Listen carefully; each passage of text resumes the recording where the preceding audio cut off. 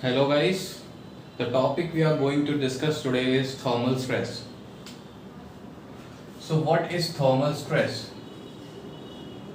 Thermal stress is basically produced by two conditions. Both the conditions must be satisfied. The first and foremost condition for thermal stress to be produced is change in temperature of the body in which the thermal stress is being produced. And the second condition without which the thermal stress will not be produced is the restriction applied to the motion of the body. When there will be change in the temperature of the body, ultimately it will try to expand its horizon in x, y or z direction. But if we restrict that uh, uh, elongation in any of the direction, then only thermal stress will be produced. So first condition is delta T, that is change in the temperature of the body, and second is there must be a restriction. There must be a restriction or constraint, whatever you may call it, so that the body is not allowed to elongate in that direction.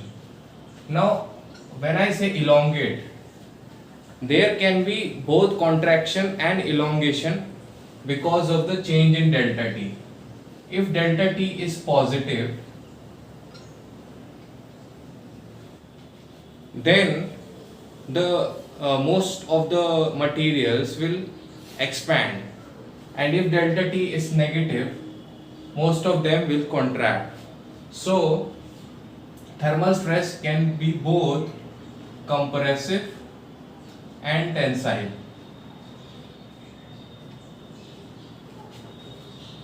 So thermal stress required both delta T and restriction, but thermal strain do not require. Thermal strain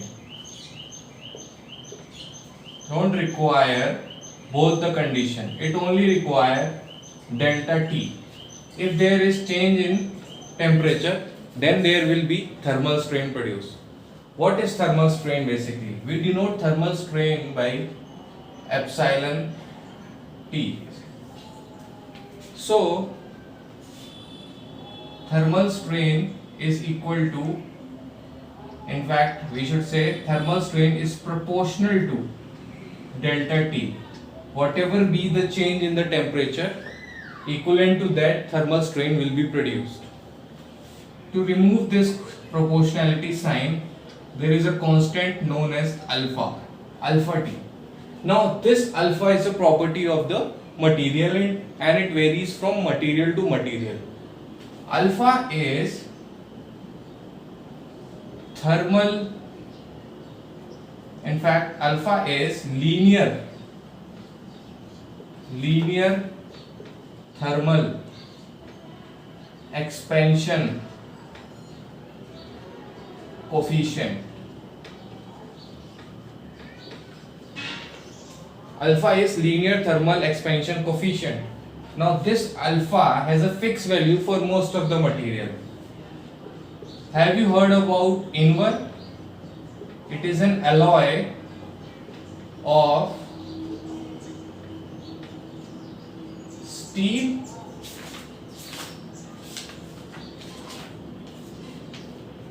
and nickel. Invar is an alloy of steel and nickel. Now this Invar has least value of alpha, that is 1.2 into 10 to the minus 6, and the unit of alpha is per degree Celsius. So this least value will produce least strain in material which is called as Invar. That's why this material, this alloy, is used whenever in high temperature least amount of strain is required. You cannot use, have you heard about train tracks? A gap is left between two bars of a train track. Why this gap is left? Because there will be thermal strain produced when temperature delta T will rise. This thermal strain will expand them and they will collide with each other, and if delta t is more, they may bulge up and it may affect the train might get into some accident. So that's why there is some gap left between them. But if we are using invert as a train tracks, then this gap has to be very least. We don't have to put a large amount of gap between them. We can put the least amount of gap because alpha of this invert is very less, and because of that thermal strain will be very less. So this is the thermal strain produced by the virtue of change in temperature. It does not require any restriction to be produced like thermal stress. Thermal stress required both delta T and the restriction. So we will discuss a case. Let me rub it and we will discuss on the new whiteboard.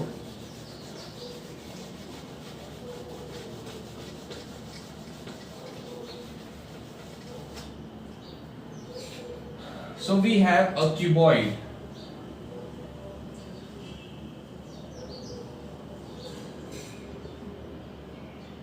of length L, B and T.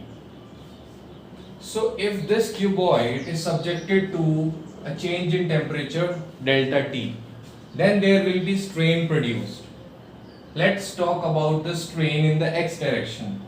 Thermal strain in the x direction will be delta L by L, and that will be equal to alpha delta T, as we have seen.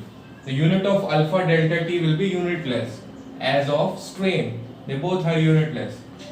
And similarly, delta B by B will give alpha delta T. That will be the strain in y direction, thermal strain in y direction, and thermal strain in z direction will be delta T by T.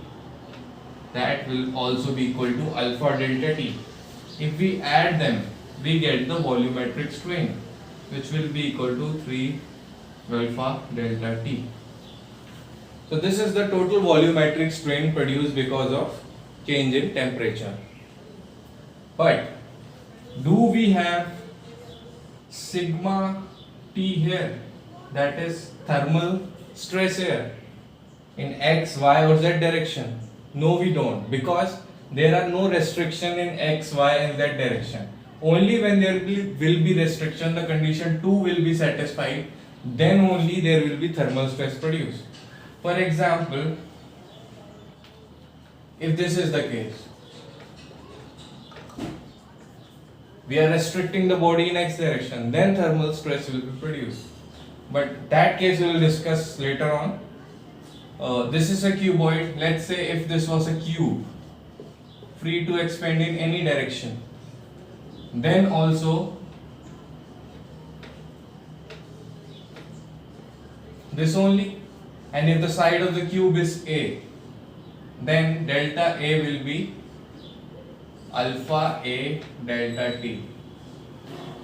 And in x, y and z direction, the thermal strain will be equal, and delta A in all the direction will be equal in this case.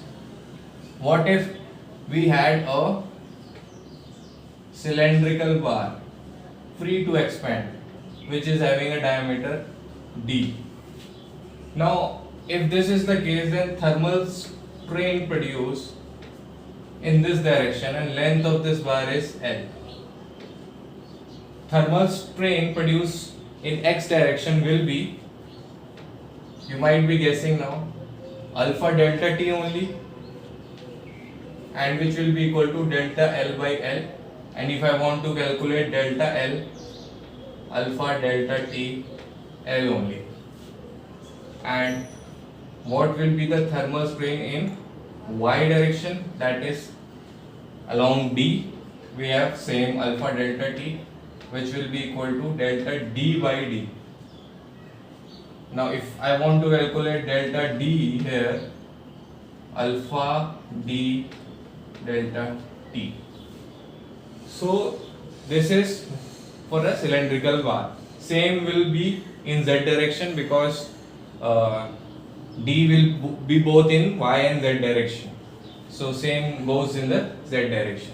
So this is the first case. Let's call it a first case in which there was no restriction for the body, neither in x nor in y nor in z direction. But if this is the case, then what will happen? Let's see this.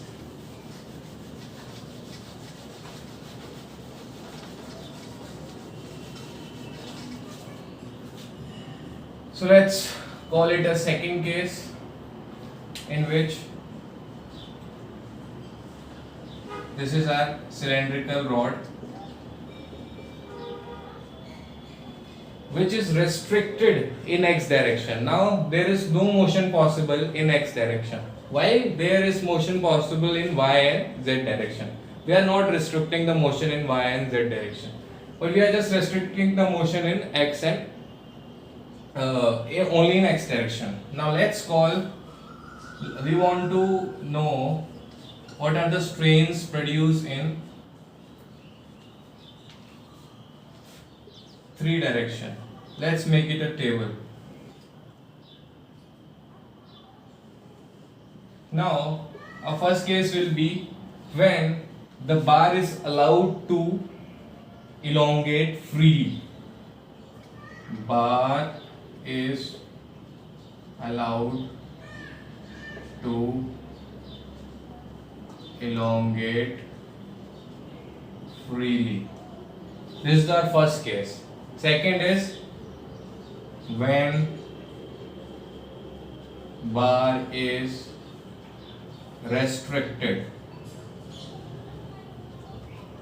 So if when bar is allowed to elongate freely, when there is a change in temperature delta T, so strain produced in x direction will be, anybody can tell, alpha delta T only. As simple as that.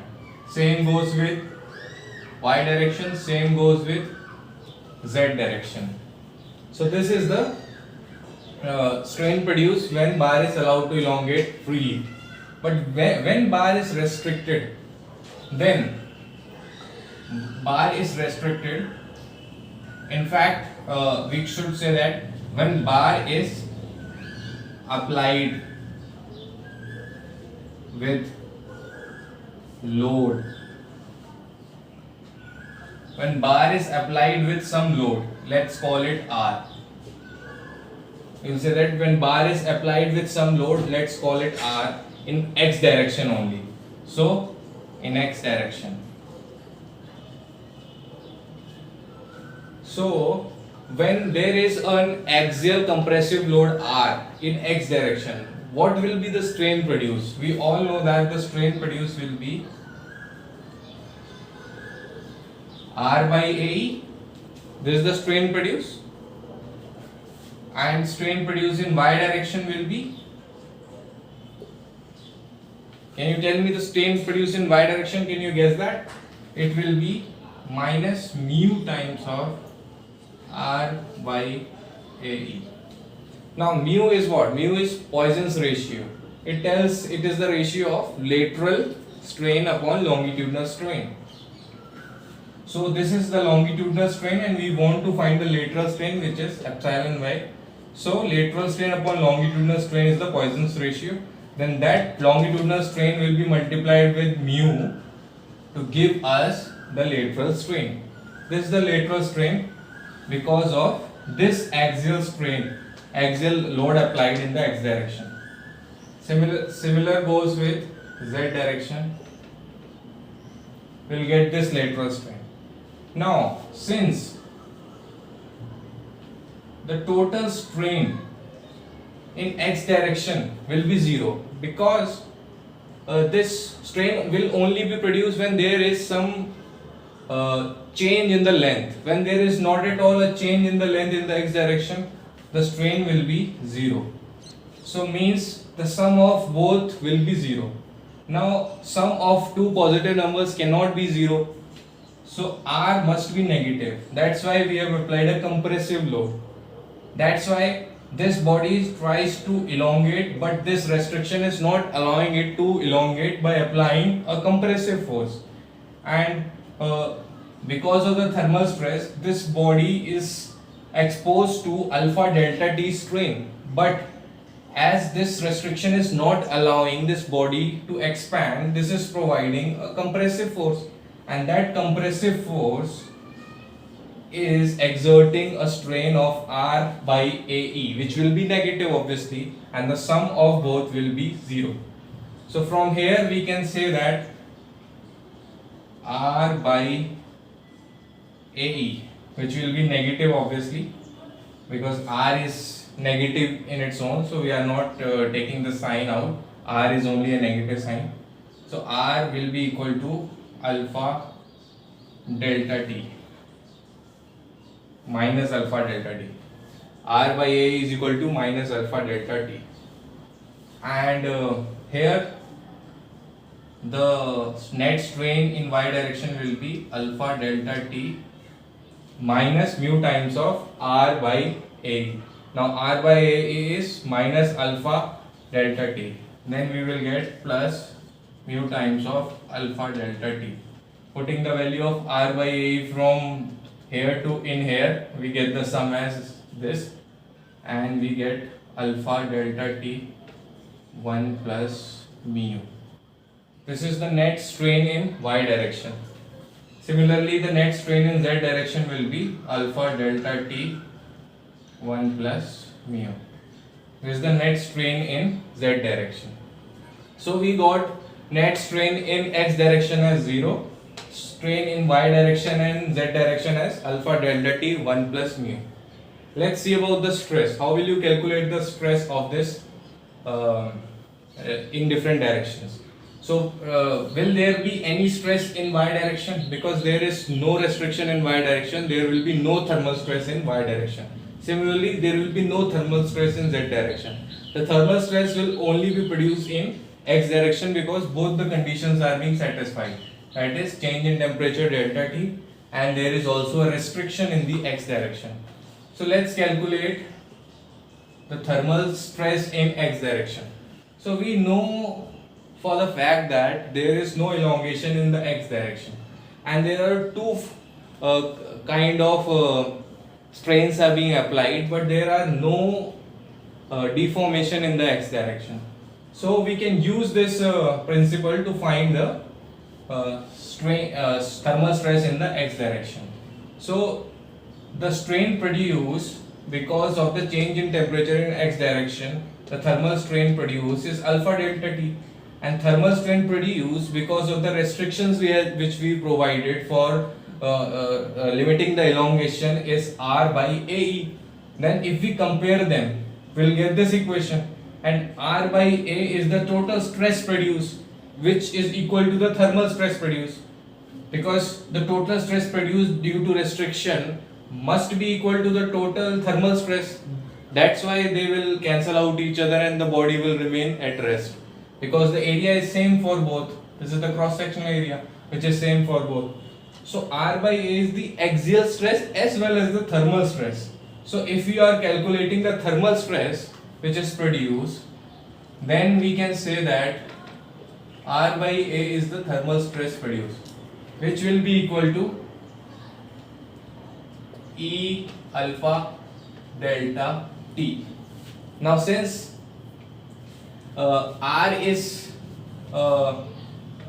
negative in its own, that's why this thermal stress will be positive or negative depending upon the sign of delta T.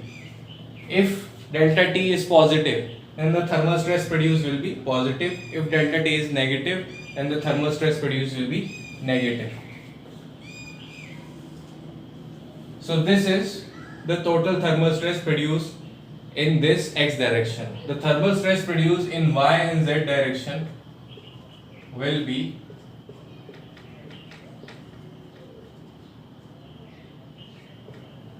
zero, because there is no reaction in y and z direction.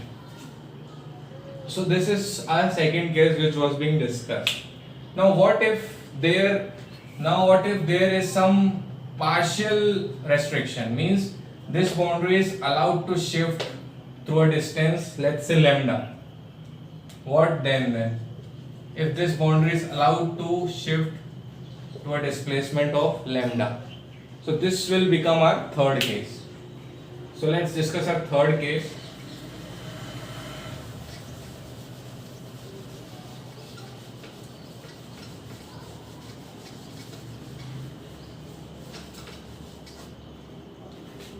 Now, what is the thermal stress produced when this body is allowed to expand through lambda? So, for the fact we know that there are only two type of stress being applied here.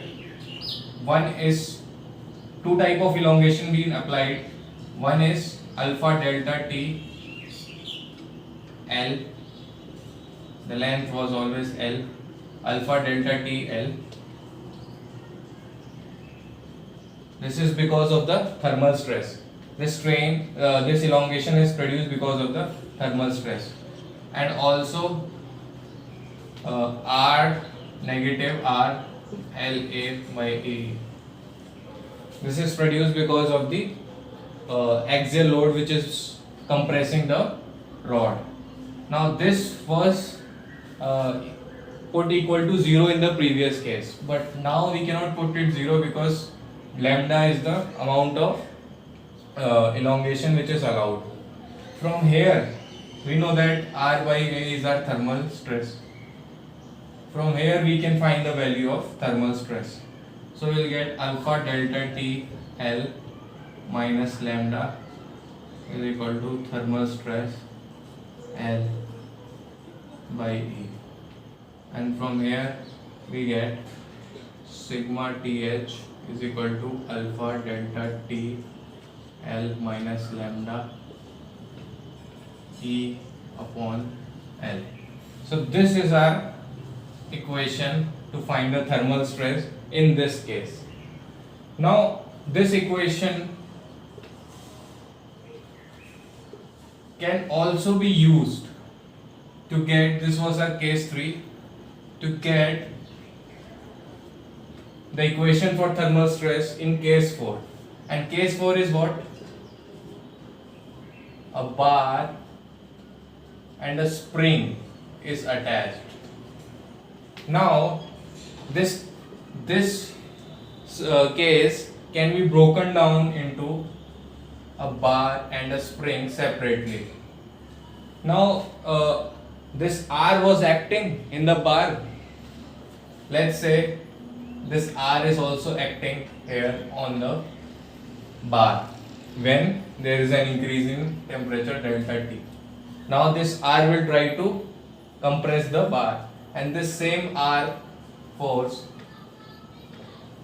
will act on the spring as well. Now both the R case will both the R will try to compress the whole system separately, the bar and the spring. Now let's call the thermal stress. We know that what is thermal stress? That is R by A. This is our thermal stress. And what is the, let's say that there is some deflection in the spring, that is delta S, which will be equal to R by K of spring.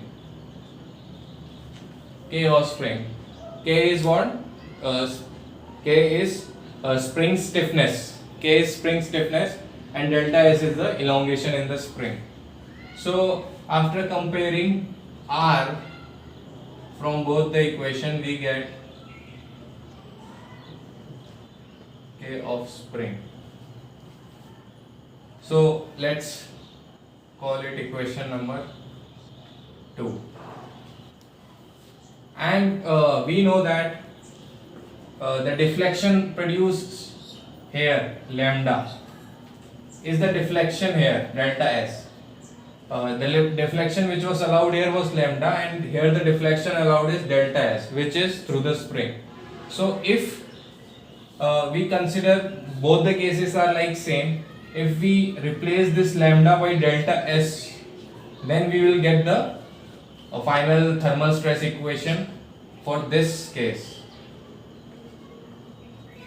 So what we will get? We will get K spring. This is the value of delta S. We'll put this delta S in place of lambda here, and then we will get sigma Th alpha delta TL minus lambda we are replacing with delta S A K spring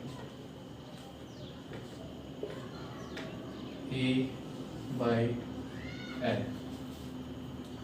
So when we solve it for sigma Th, let's solve it for sigma Th. Let's solve this for sigma Th. When we solve it for sigma Th, taking both sigma Th terms on one side and we are left with alpha delta TLE on the other side. Now taking sigma Th common, we are left with L plus AE upon, this is L upon K spring, alpha delta T L by E. If we take out L as common from this equation, then we will cancel out L from both the sides and we are left with 1 plus AE upon L K spring, alpha delta T E, and sigma Th will become alpha delta T E upon 1 plus AE upon L K spring. Now this AE upon L is nothing but K spring was stiffness of the spring and AE upon L is the stiffness of the beam. So we can write this AE upon L as 1 plus K of beam upon K of spring. This is the final thermal stress which was generated in our fourth case. So we are left with two more cases. In one of them is the thermal stress produced in compound bars. Compound bars are 2 bars. And other cases thermal stress produced in composite bars. Composite bars are like this. So these are composite bars. These are 2 bars fixed in each other. So we will discuss these two cases in the second part of this video, thermal stress.